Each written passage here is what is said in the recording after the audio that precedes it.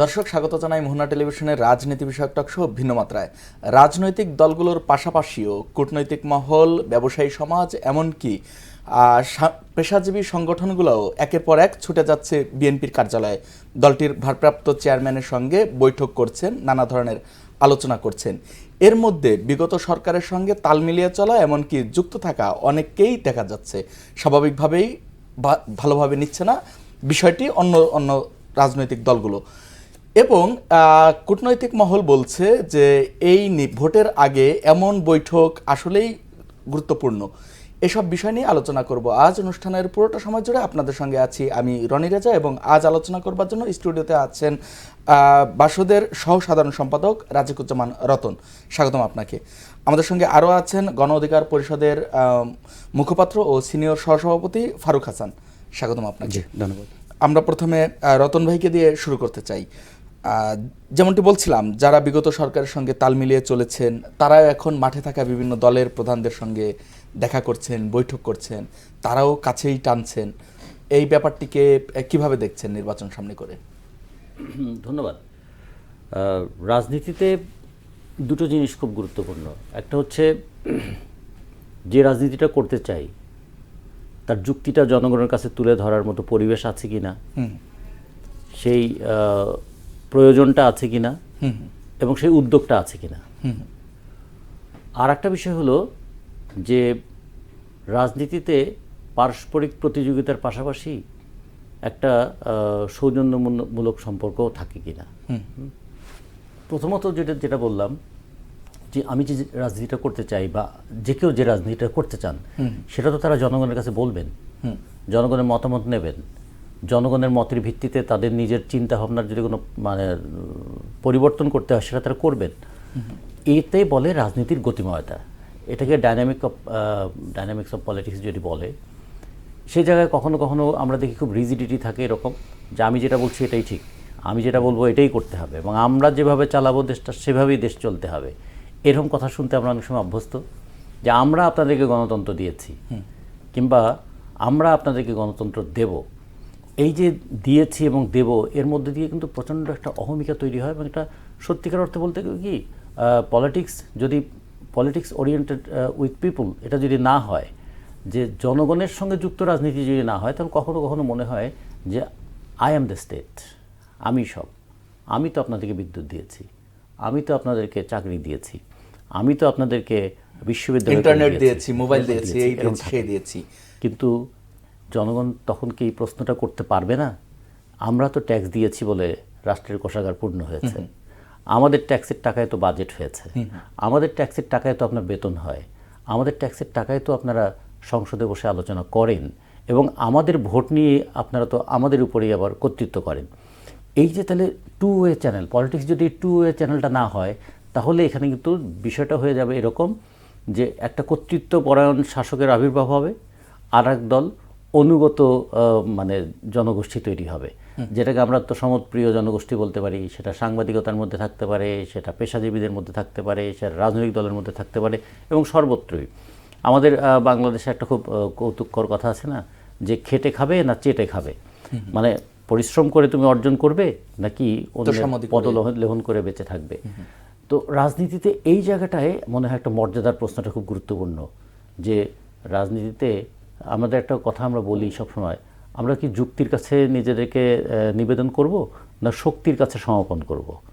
যদি একটা যুক্তি কেউ গড়ে তোলে, কেউ যদি একটা উন্নত যুক্তি হাজির করে, সেটা কি আমরা অ্যাকসেপ্ট করব, নাকি তাকে যুক্তি করতেই দেবো না, গলা টিপে ধরবো? আমাদের এখানে আমরা গলা টিপে ধরার সংস্কৃতি দেখেছি, মাথা নত করার সংস্কৃতি দেখেছি। একদল স্বেচ্ছায় যেমন মাথা নত করেন, আর একদল জোর করে তার গলাটা টিপে ধরেন। এই দুটোই কিন্তু গণতান্ত্রিক রাজনীতির সম্পূর্ণ পরিপন্থী। অনুগত থাকাটা অথবা তোষামত করাটা যেমন গণতন্ত্রের ভিত্তিটা নষ্ট করে দেয়, মর্যাদা ক্ষুণ্ণ করে, ঠিক তেমনি গায়ের জোর যুক্তির ভিত্তিটা নষ্ট করে, মানুষকে মর্যাদা নিয়ে বাঁচতে বাধা দেয়। যে কারণে দেখবেন রাইট টু লিভ, বেঁচে থাকার অধিকার যেরকম, তেমনি সম্ভ্রম নিয়ে বেঁচে থাকার অধিকারটাও খুবই গুরুত্বপূর্ণ। আমরা যে আমাদের মৌলিক অধিকারের কথা বলি, অন্ন, বস্ত্র, বাসস্থান, শিক্ষা, চিকিৎসা, কাজ, তার পাশাপাশি কিন্তু আমাদের গণতান্ত্রিক অধিকার আছে, কথা বলার স্বাধীনতা, বিচার করার স্বাধীনতা, যুক্তি করার স্বাধীনতা, সমাবেশ করার স্বাধীনতা, মত প্রকাশের স্বাধীনতা, এবং আমরা যেটা বলতে চাই শুধু মত প্রকাশের স্বাধীনতাই যথেষ্ট নয়, দ্বিমত প্রকাশেরও স্বাধীনতা। তো সেই জায়গাগুলো আমরা মনে করি রাজনীতিতে খুব দরকার। আপনি যে প্রশ্নটা শুরু করেছিলেন যে একটা দেখা করতে যাওয়ার হিড়িক পড়েছে, এটা তো দুটো কারণে হতে পারে। একটা হচ্ছে সৌজন্যের কারণে হতে পারে, আরটা হলো সুবিধার নেয়ার কারণে হতে পারে।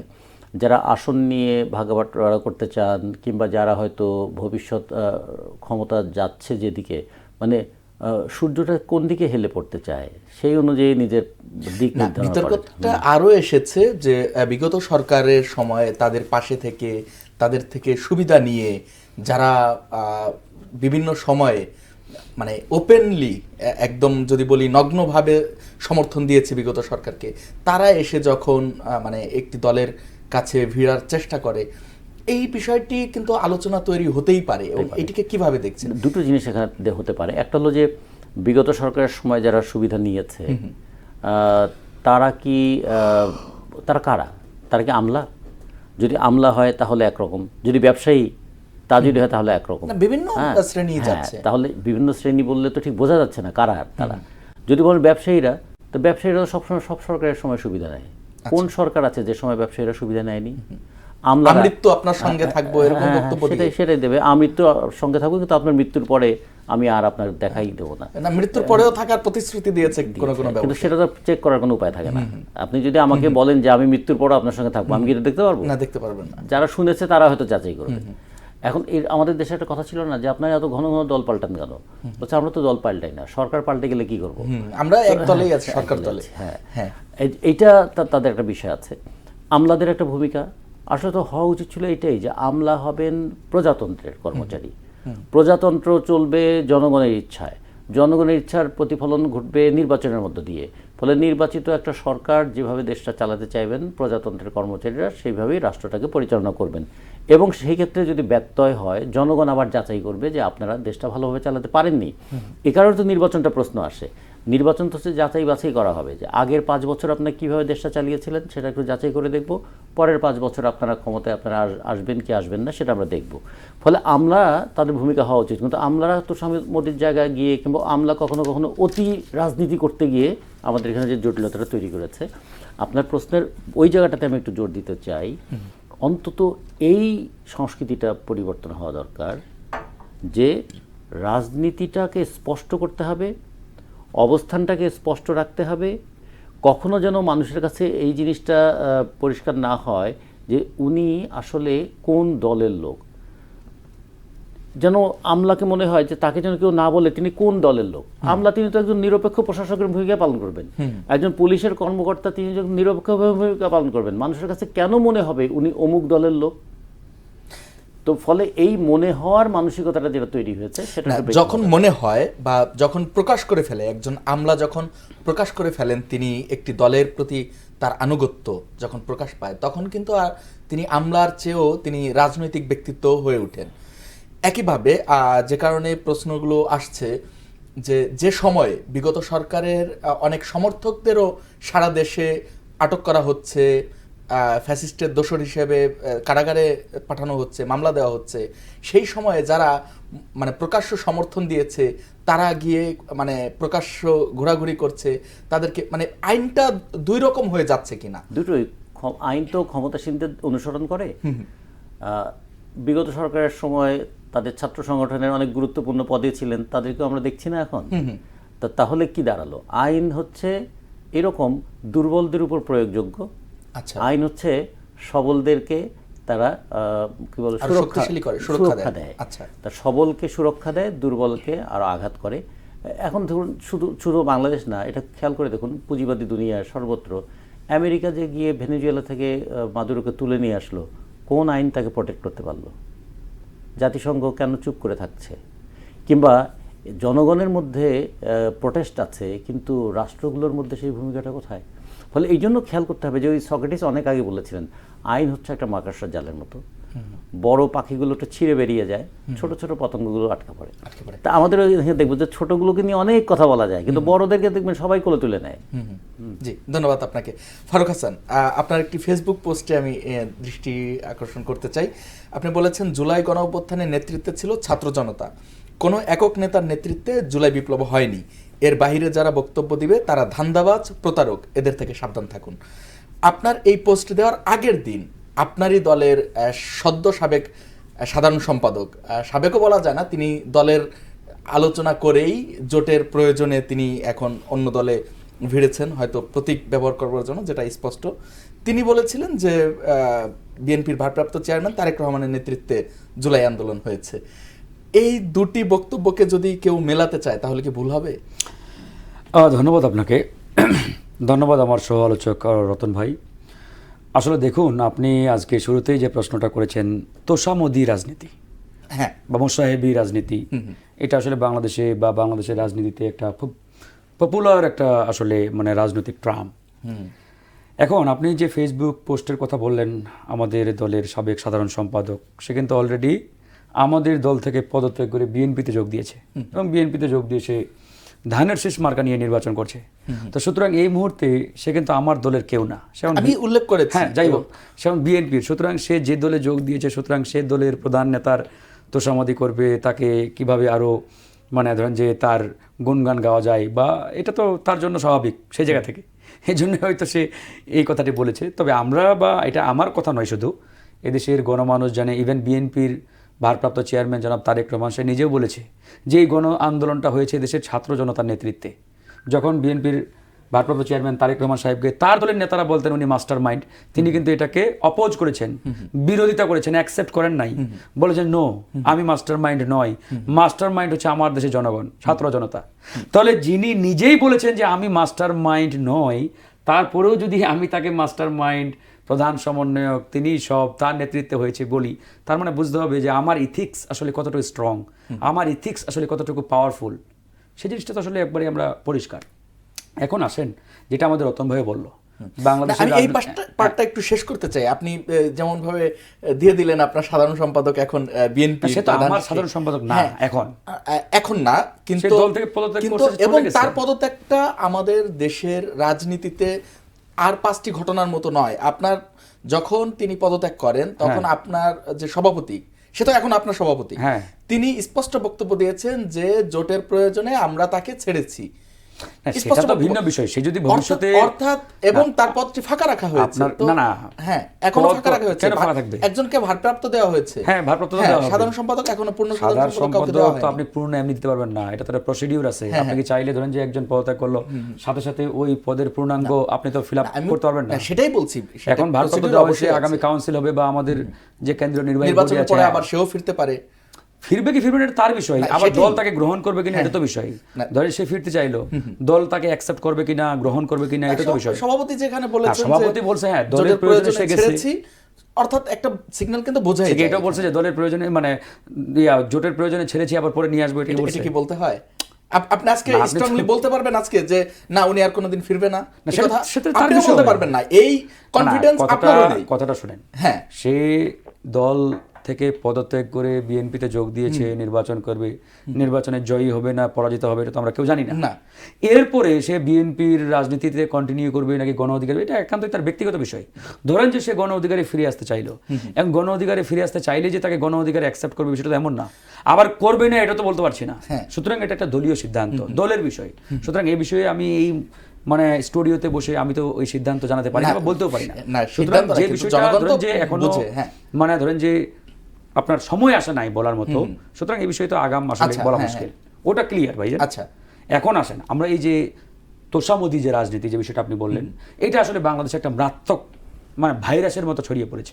বিশেষ করে বিগত 15-16 বছরে এই রাজনৈতিক ভাইরাসটা এতটাই প্রকট হয়েছে যেটা আসলে বলা বাহুল্য একটা অবস্থার মধ্যে।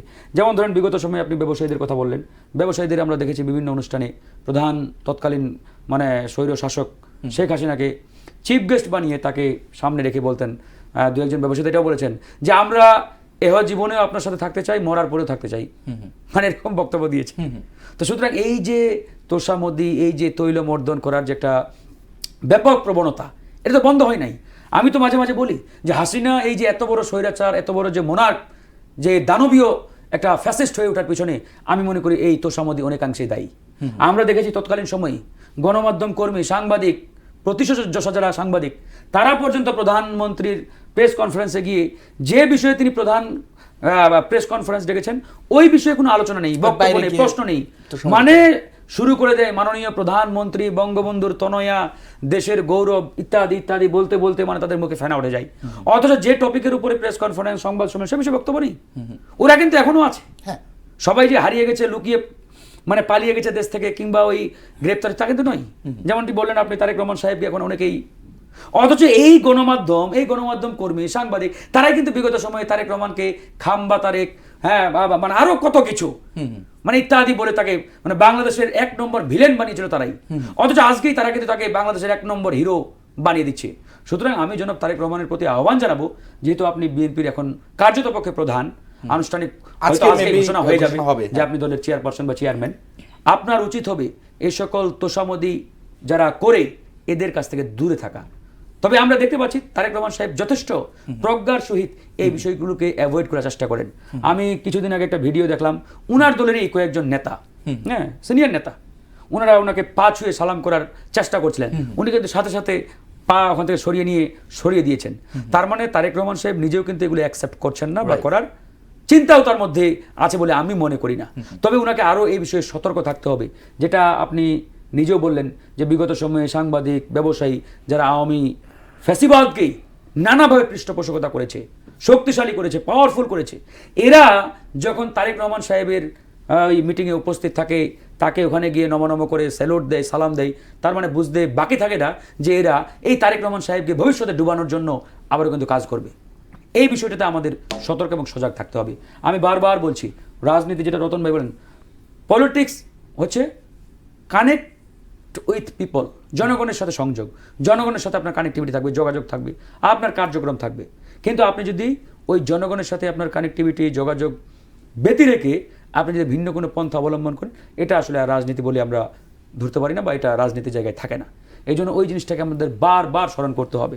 এখন ধরেন যে নির্বাচন একবারে আমাদের সন্নিকটে, নির্বাচনের যে সামগ্রিক পরিবেশ, মনে হচ্ছে সূর্যটা এখনই হেলে পড়েছে, যেটা রতন ভাই বললেন, সূর্য হেলে পড়েছে। আর আমাদের এই যে এক্সিস্টিং যে অর্গানগুলো, যারা ধরেন যে দেশ চালায়, রাষ্ট্র পরিচালনা করে, পুলিশ বলেন, প্রশাসন, আমলাতন্ত্র বলেন বা ইত্যাদি, এরা কিন্তু এখন যেদিকে সূর্য হেলেছে ওদিকে অলরেডি ছাতা ধরা শুরু করে দিয়েছে। তো এই যে ছাতা ধরার একটা প্রবণতা, এটা কিন্তু বিগত সময়ে ছিল, এখনও আছে, ভবিষ্যতেও থাকবে। সুতরাং এই জায়গাতে আমরা যারা পলিটিশিয়ান, যারা রাজনৈতিক দল করি, আমাদেরকে সতর্ক থাকতে হবে। হাসিনাকে যারা স্বৈরাচার বানিয়েছিল, হাসিনার বিপদের সময় তারা কি হাসিনাকে ওই রক্ষা করেছে? করে নাই। ওই যে নিজে বাঁচলে বাপের নাম, একটা প্রবাদ আছে না, যে আগে নিজে বাঁচতে হবে, বিপদ যখন আসবে তখন কিন্তু কেউ ওই ডানে বামে তাকাবে না, আগে নিজেকে রক্ষার চেষ্টা করবে। তো হাসিনার বিপদের সময় হয়তো তারা কিন্তু নিজেদেরকে রক্ষা করার জন্যই নিজেরা ব্যস্ত হয়ে পড়েছিল, হাসিনাকে কিন্তু কেউ রক্ষা করে নাই। তো সুতরাং ভবিষ্যতেও যে এরকম হবে না তা কিন্তু নয়। এই যে আলামতগুলো, এই আলামতগুলো সেদিকেই আমাদেরকে ইন্ডিকেট করে, সেদিকেই আমাদের আঙ্গুল দিয়ে দেখিয়ে দেয় যে এরকম যদি চলতে থাকে, চলমান থাকে, তাহলে ভবিষ্যতেও কিন্তু এই একই পরিস্থিতি হতে পারে। ধন্যবাদ আপনাকে রাজিকুজ্জামান রতন। কয়েকদিন আগে পুলিশ সদর দপ্তরের বরাত দিয়ে একটি সংবাদ প্রকাশ হয়েছিল, প্রতিদিন গড়ে 11টি খুন হচ্ছে। অনেকগুলোরই আমরা খবর রাখি না, সাধারণ হত্যাকাণ্ড যেগুলো ঘটে সারা দেশে, এর মধ্যে আলোচিত হত্যাকাণ্ড কিন্তু মানে ব্যাপক হারে বাড়ছে। যদি উল্লেখ করি, হাদি হত্যা সারা দেশ নাড়িয়ে দিল। এরপরে গত পরশু একজন যুবদল নেতা, সাবেক সাধারণ সম্পাদক মুসাব্বিরকে হত্যা করা হয়েছে স্বেচ্ছাসেবক দলের, রাইট। তো যদিও পুলিশের তদন্তকারী দল বলছে যে এটি চাঁদাবাজি এবং দখলদারিত্বের ইস্যু থাকতে পারে, সেটি ধরে আগানো হচ্ছে। আজকে বিএনপির মহাসচিব মির্জা ফখরুল ইসলাম আলমগীর বলেছেন যে নির্বাচন সামনে করে সরকারকে বেকায়দা ফেলার চেষ্টা করা হচ্ছে, তারই একটি অংশ এই মুসাব্বিরকে হত্যা।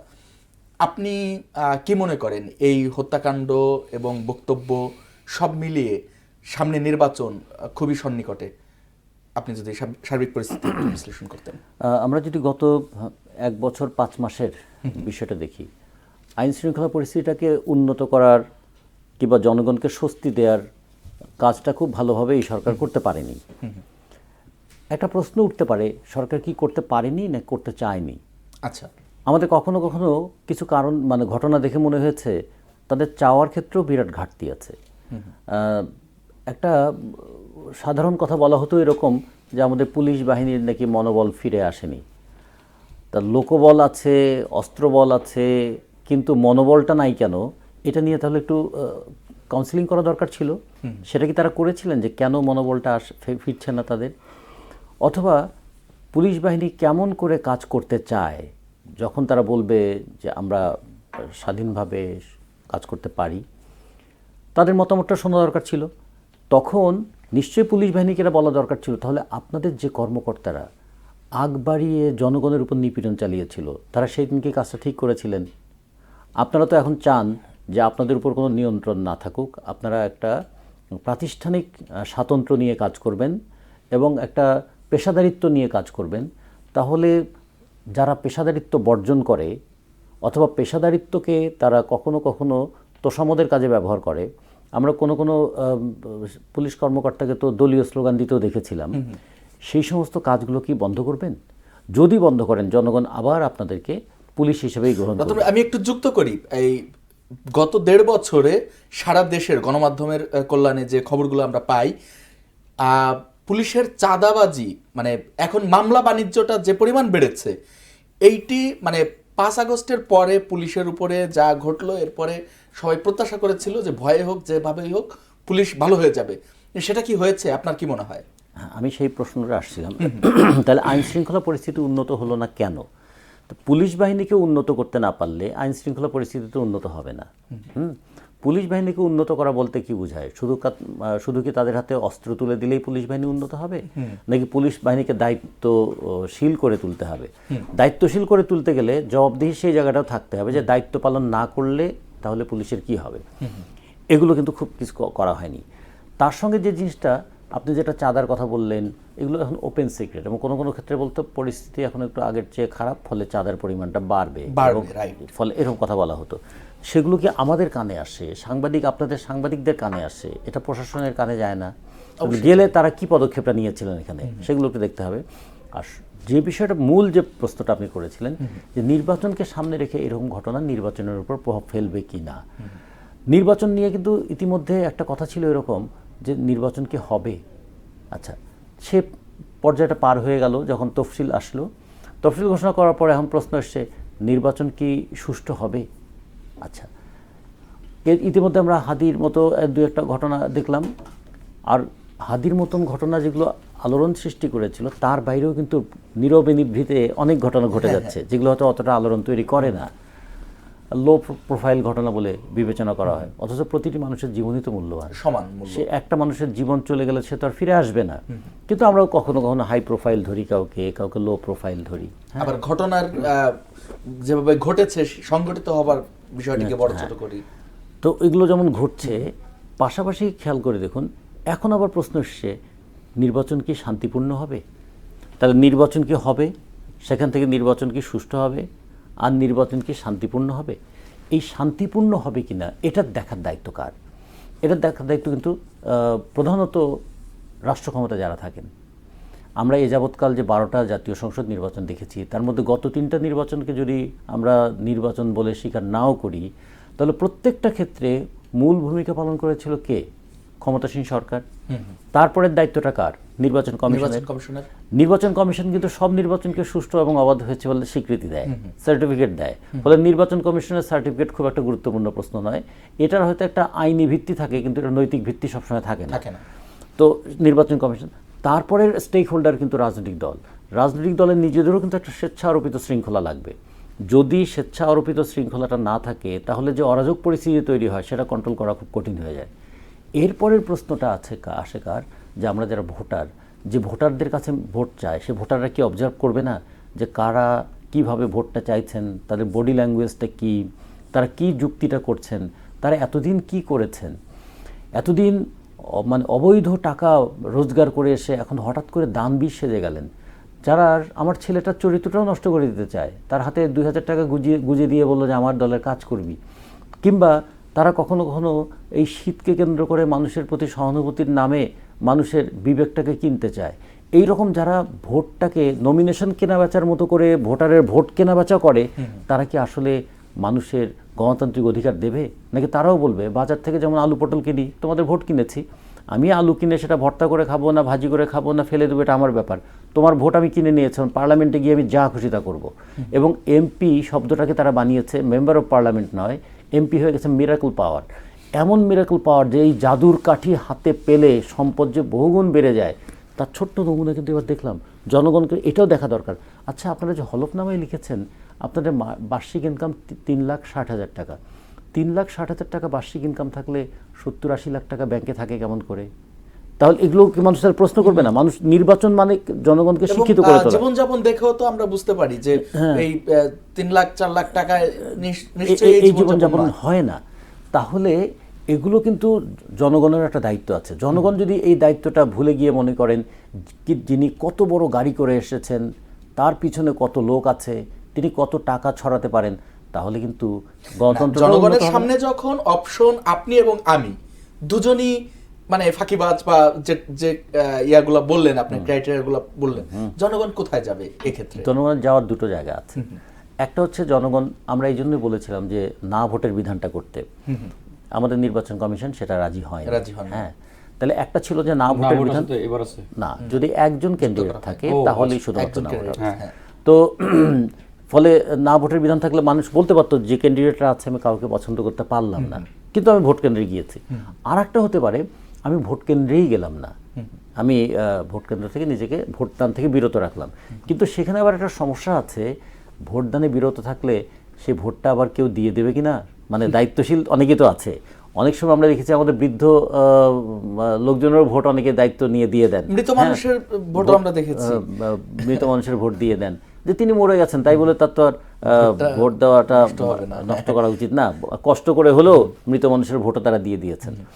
এইরকম কাজগুলো যদি না হয় তাহলে আরেকটি ব্যাপার আছে, আমি একটু যুক্ত করি যে আমি না ভোট থাকলে কেন্দ্রে গিয়ে আমি না ভোট দিলাম নাকি কোনো প্রতীকে দিলাম, এটি কিন্তু বাইরে থেকে বুঝবার উপায় নেই।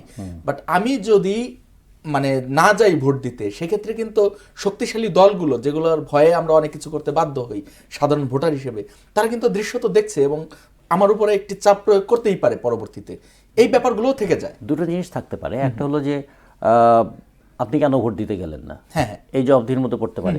আবার যদি তীব্র হাড্ডাহাড্ডি প্রতিযোগিতা থাকে কোথাও, তখন আবার সন্দেহ করে ও কি ভোট দিতে গিয়ে আমাকে দেবে না আমার বিপক্ষকে দেবে, ফলে সেটাও একটা ব্যাপার থাকতে পারে।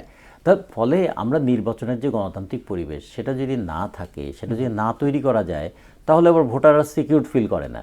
কিন্তু তারপরেও ভোটারদের কিছু কিছু ভয়েস তো থাকতে হবে।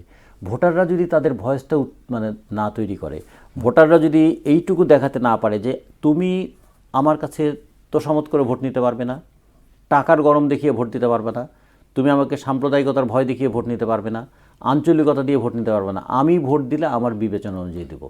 এই জায়গাটা যতক্ষণ পর্যন্ত এই গার্ডসটা আমরা তৈরি করতে না পারবো, ততদিন কিন্তু ভোটকে নিয়ে এই ধরনের নানা ধরনের ঘটনা ঘটবেই। আমরা চাইবো যে নির্বাচনে শঙ্কার যে পরিবেশটা তৈরি হয়েছে, শঙ্কার পরিবেশটা দূর করতে গেলে রাষ্ট্রের ভূমিকা প্রধান, নির্বাচন কমিশনের ভূমিকা আছে, রাজনৈতিক দলগুলোর ভূমিকা আছে এবং ভোটারদেরও একটা ভূমিকা আছে। ধন্যবাদ আপনাকে ফারুক হাসান। রতন ভাই যেমনটি বলছিলেন যে 3টি লেয়ারে আগে প্রশ্ন আসতো যে ভোট কি হবে, এরপরে নির্বিঘ্নে হবে কি না, বা কতটা সুষ্ঠু হবে, এই বিষয়গুলো আসে। আমি আপনার কাছে একই প্রশ্ন রাখতে চাই, একই সঙ্গে একটু যুক্ত করতে চাই। আজকে একটি বিশ্লেষণ সামনে এসেছে একজন রাজনৈতিক বিশ্লেষকের এবং রাজনীতিবিদের, যে জামাত সহ যে 11 দলীয় জোট আছে তারা নির্বাচন বয়কট করতে পারে। তিনি নানা অ্যাঙ্গেলে নানা বক্তব্যকে সামনে এনে বিশ্লেষণ করে বলেছেন। আপনার কি মনে হয়? আপনি তো নির্বাচন করছেন, ফিল্ডে আছেন। ধন্যবাদ। আসলে নির্বাচন হবে কি না বা নির্বাচন কি হবে, যেটা রতন ভাই বললেন, এই প্রশ্নটার সমাধান ইতিমধ্যে হয়েছে বা হয়ে গেছে বলা যায়, যে নির্বাচন অবশ্যই হবে, যেহেতু নির্বাচনে তফসিল ঘোষণা হয়েছে এবং কার্যত পক্ষে এখন নির্বাচন হওয়ার পরেও নির্বাচন অনেক সময় স্থগিত হয়, কিন্তু স্থগিত হওয়ার মতো এই মুহূর্তে কোনো আলামত আমরা দেখতে পাচ্ছি না। বরঞ্চ নির্বাচন হওয়ার জন্য যে ধরনের আলামত বিদ্যমান থাকা দরকার তার সবগুলো আমরা দেখতে পাচ্ছি। এখন আসলে সবচেয়ে বড় যে প্রশ্ন আমাদের সামনে দেখা দিয়েছে যে নির্বাচনটা আসলে অবাধ সুষ্ঠু হবে কিনা, শান্তিপূর্ণ হবে কিনা। এখন এই জায়গায় অনেকগুলো ফ্যাক্টর আসলে মানে কাজ করে আমার মনে হয়। যেমন ধরেন একটা নির্বাচন অবাধ, সুষ্ঠু, নিরপেক্ষ করার জন্য প্রধানতম দায়িত্ব হচ্ছে সরকারের, এবং সরকার যে এক্সিস্টিং সরকারের যে প্রতিষ্ঠানগুলো রয়েছে, নির্বাচন কমিশন, আইন শৃঙ্খলা বাহিনী, প্রশাসন, এদের, তারপরে রাজনৈতিক দল, অ্যান্ড এরা আসলে কতটুকু ফাংশনেবল ওয়েতে কাজ করতে পারছে এটা তো আমরা দেখতেই পাচ্ছি। এবং সরকারের এখানে সদিচ্ছা কতটুকু রয়েছে এটাও আরেকটা বড় প্রশ্নের বিষয়, যে সরকার আসলে আদতে একটা অবাধ, সুষ্ঠু, নিরপেক্ষ নির্বাচন চায় কিনা। কারণ নির্বাচন তো ভাই হলেই হবে না। বাংলাদেশের ইতিহাসে ধরেন যে 12টি নির্বাচন খাতা কলমে আমরা পেয়েছি এই 54 বছরে, বাট কোনো নির্বাচনেই কিন্তু শতভাগ অবাধ, সুষ্ঠু হয় নাই। যদিও আমরা বলে থাকি যে তুলনামূলকভাবে কেয়ারটেকারের আন্ডারে যে 4টি নির্বাচন হয়েছে এগুলো ভালো, তুলনামূলকভাবে ভালো, নট ফ্রি অ্যান্ড ফেয়ার। তারপরে আমরা ধরে নিলাম যে ওই 4টি নির্বাচন ব্যতি রেখে বাকিগুলো কিন্তু আসলে জনগণের নির্বাচন ছিল না, ছিল কতটুকু এটা কিন্তু আসলে আমরা আলোচনা সমালোচনার মধ্য দিয়েই তার প্রমাণ পেয়ে যাই। এই জন্য আগামী নির্বাচনটা অবশ্যই অবাধ, সুষ্ঠু, নিরপেক্ষ হতে হবে। এখন ধরেন এই যে নির্বাচনের শিডিউল ঘোষণা হয়ে গেল, এরপরে একজন প্রার্থী তাকে গুলি করে হত্যা করা হলো, প্রতিনিয়তই আমরা দেখতে পাচ্ছি বিভিন্ন জায়গায় রাজনৈতিক দলের নেতাদেরকে গুলি করে হত্যা করা হচ্ছে, অনেকের উপরে আক্রমণ হচ্ছে।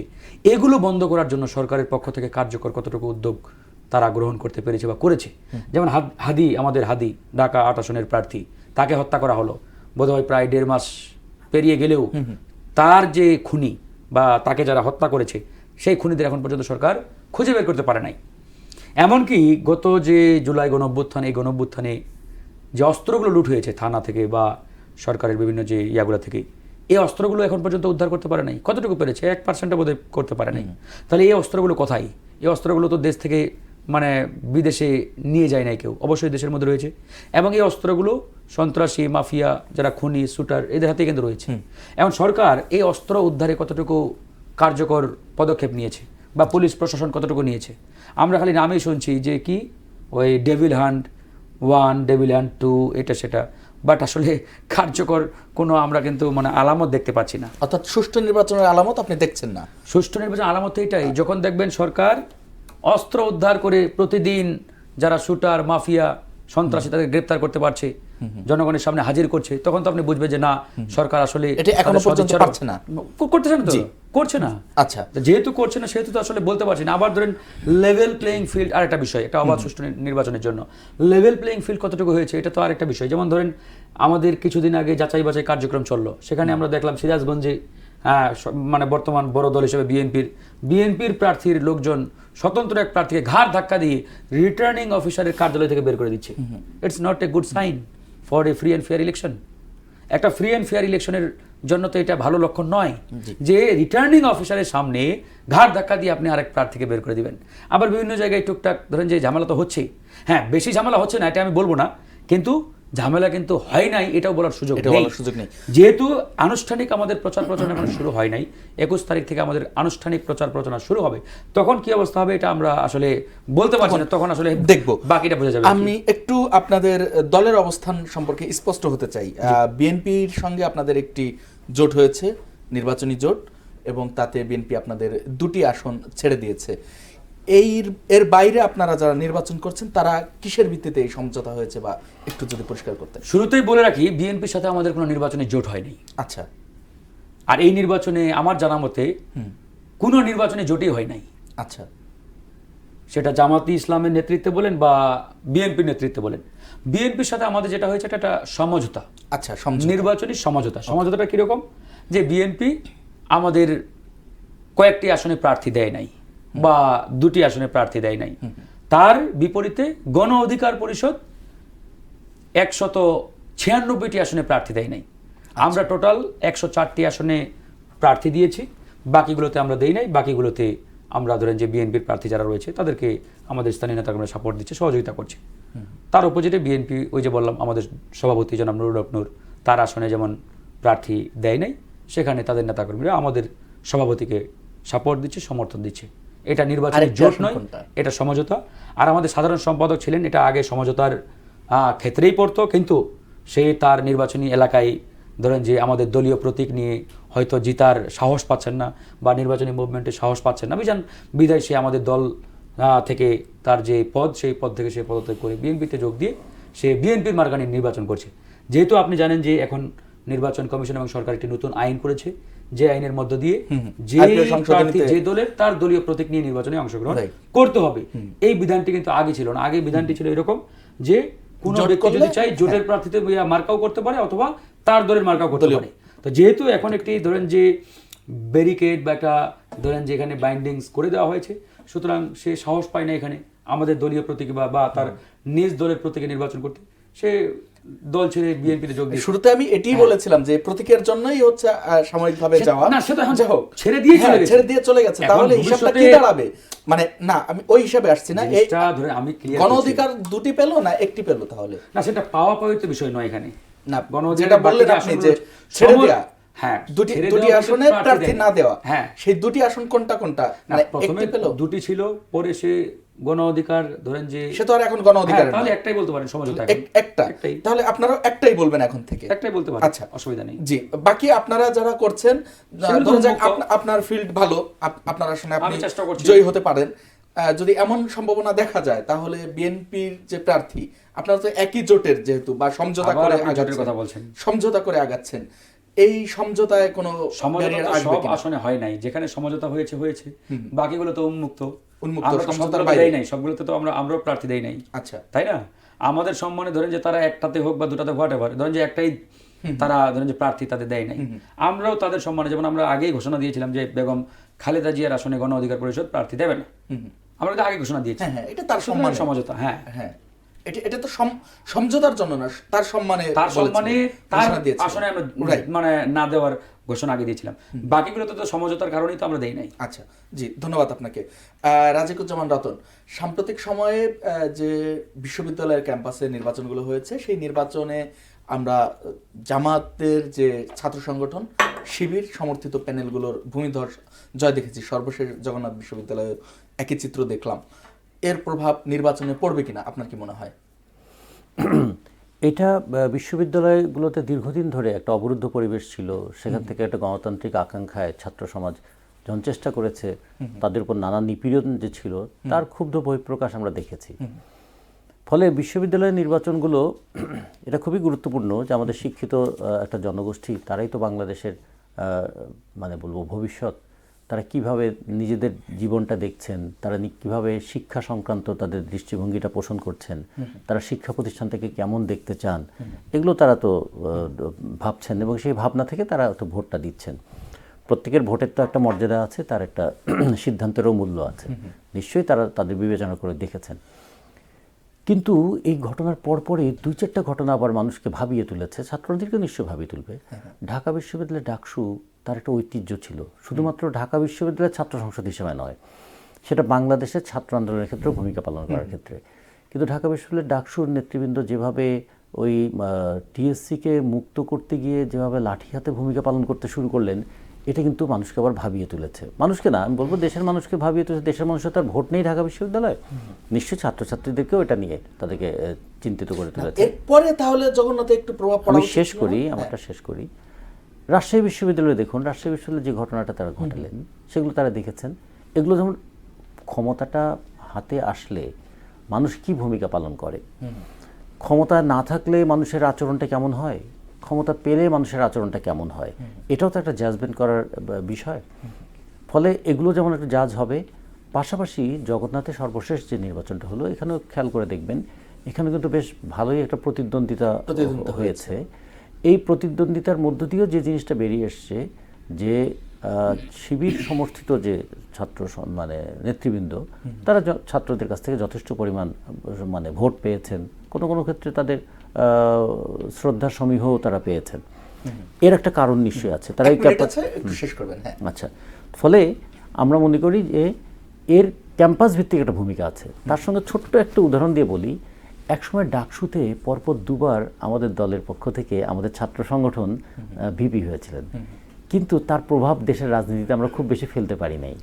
একসময় চাকসুর জিএসও আমাদের সংগঠনের হয়েছিল, একসময় জাহাঙ্গীরনগর বিশ্ববিদ্যালয়ের জিএসও আমাদের সংগঠনের হয়েছিল, কিন্তু তার প্রভাব খুব বেশি দেশের রাজনীতিতে ফেলতে পারি নাই। সবগুলা বিশ্ববিদ্যালয়ে তখনও প্রায় কাছাকাছি সময় ছিল। কিন্তু সেটার জন্য বলবো যে বিশ্ববিদ্যালয়ের নির্বাচন সেটা যেমন একটা গুরুত্বপূর্ণ বিষয়, কিন্তু জাতীয় নির্বাচন আবার আরো অনেকগুলো ফ্যাক্টর সেখানে কাজ করে। ধন্যবাদ। আমরা অনেকগুলো ফ্যাক্টর নিয়ে অন্যদিন আলোচনা করব। ধন্যবাদ রাজিকুজ্জামান রতন, ধন্যবাদ ফারুক হাসান। দর্শক, ধন্যবাদ জানাই আপনাদেরও। আজকের মতো শেষ করছি। আগামীকাল দেখা হবে একই সময়ে, নতুন কোনো অতিথি নিয়ে আলোচনা হবে, নতুন কোনো বিষয়ে। সঙ্গে থাকুন।